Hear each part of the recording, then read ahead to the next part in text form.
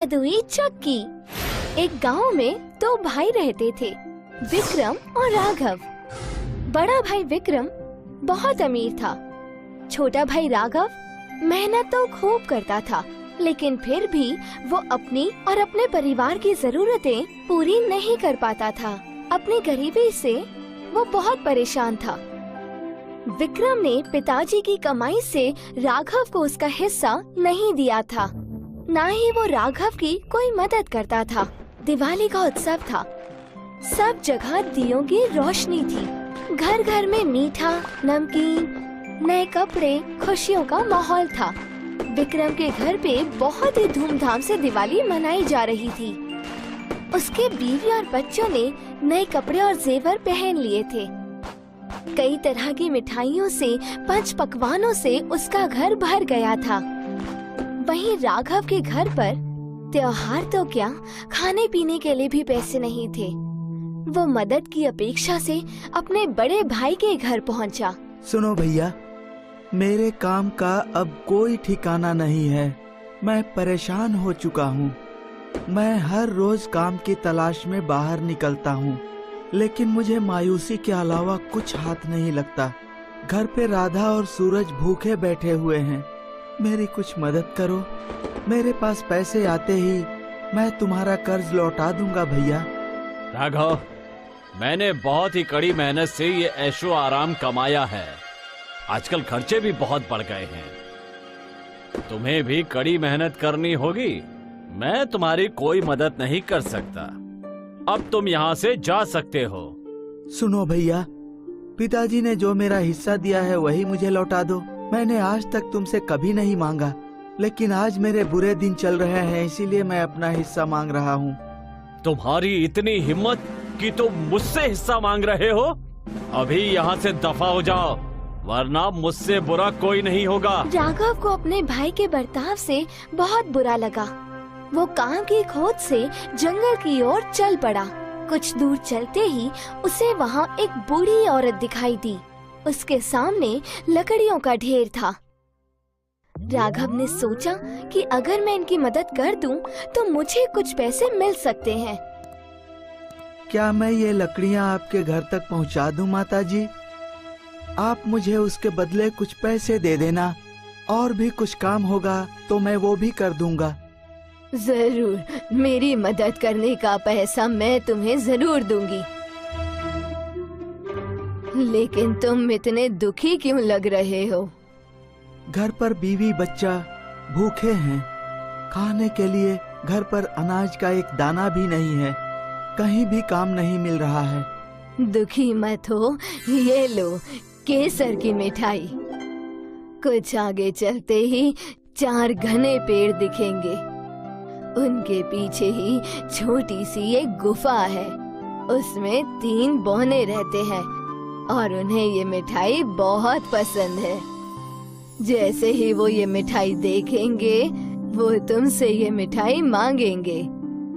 तुम इस मिठाई के बदले उनसे चक्की मांग लेना। चक्की के आते ही तुम्हारे दिन बदल जाएंगे। राघव ने बूढ़ी औरत की मदद की और उनसे वो मिठाई लेके जंगल में आगे बढ़ने लगा। कुछ देर चलने के बाद उसे 4 बड़े पेड़ दिखाई दिए। उनके पास जाते ही राघव को एक गुफा दिखाई दी। उसका दरवाजा बहुत ही छोटा सा था। वह झुककर गुफा के अंदर गया।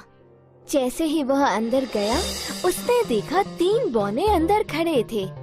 राघव के हाथ में केसर की मिठाई देखकर वह तीनों ही बहुत खुश हुए। हमें ये केसर की मिठाई बहुत पसंद है। क्या तुम हमें ये दे सकते हो? हाँ, ये मिठाई तुम हमारे लिए यहीं रख दो। ठीक है, मैं ये मिठाई आप लोगों को देने के लिए तैयार हूँ, लेकिन मुझे इसके बदले आप लोग वो चक्की दे दो। ठीक है, हम तुम्हें ये चक्की दे देते हैं। लेकिन सुनो, ये कोई मामूली चक्की नहीं है, ये जादुई चक्की है। तुम इससे जो मांगोगे वो तुम्हें मिल जाएगा। और जैसे ही तुम्हारी जरूरत पूरी हो जाए, तुम इस पर एक लाल रंग का कपड़ा डाल देना। इस चक्की को रोकने का यही एक तरीका है। शुक्रिया, मैं इस बात को जरूर याद रखूंगा। राघव बहुत ही खुश हो गया, लेकिन उसे यकीन नहीं हो रहा था।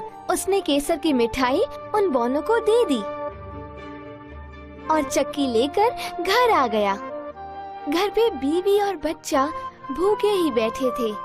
राघव ने पत्नी को सारी घटना बताई।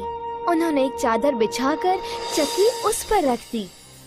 राघव ने चक्की से कहा, चक्की चक्की चावल दे दो। देखते ही देखते वहाँ चावल का ढेर लग गया। फिर राघव ने लाल कपड़ा डालकर चक्की को रोक दिया। फिर एक एक करके उसने चक्की से दाल, गेहूं और बाकी का अन्य सामान भी मांग लिया। राघव और उसके घर वालों ने भरपेट खाना खाया। अब राघव बाकी का अनाज लेकर बाजार जाके बेच आता था। देखते ही देखते राघव की आर्थिक परिस्थिति सुधरने लगी। पहनने के लिए अच्छे कपड़े, भरपेट खाना और बच्चे की शिक्षा, सब कुछ आसान हो गया। राघव ने नया घर भी बनाया। यह बात उसके बड़े भाई विक्रम तक पहुंच गई। यह जानकर उसे बहुत हैरानी हुई। कल तक तो इस राघव के पास खाने तक के लिए पैसे नहीं थे।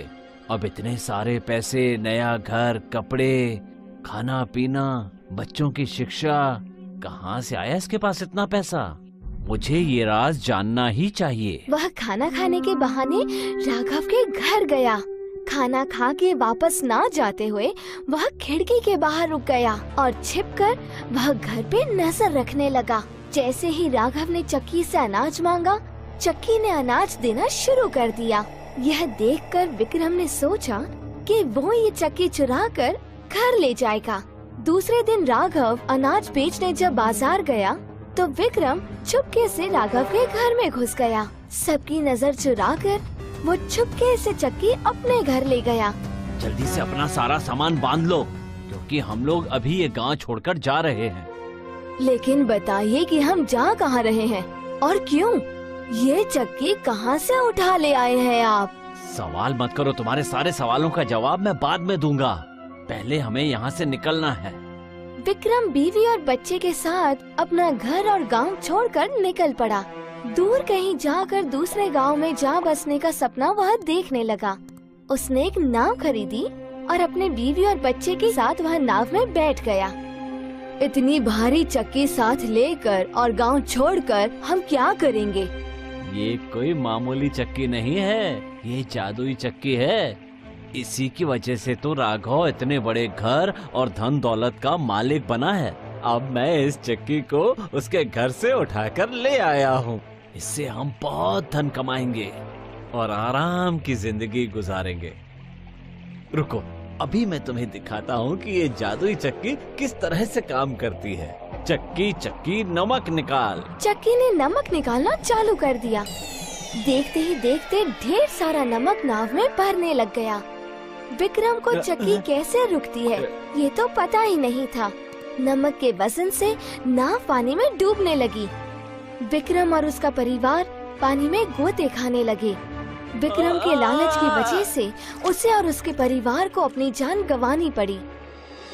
राघव मेहनती था, भले ही चक्की अब उसके पास नहीं थी, लेकिन आज तक चक्की ने जो भी दिया था राघव ने अपनी मेहनत से उसे दुगना कर दिया था और खुशी से जीने लगा। इससे हमें यही सीख मिलती है कि लालच बुरी बला है।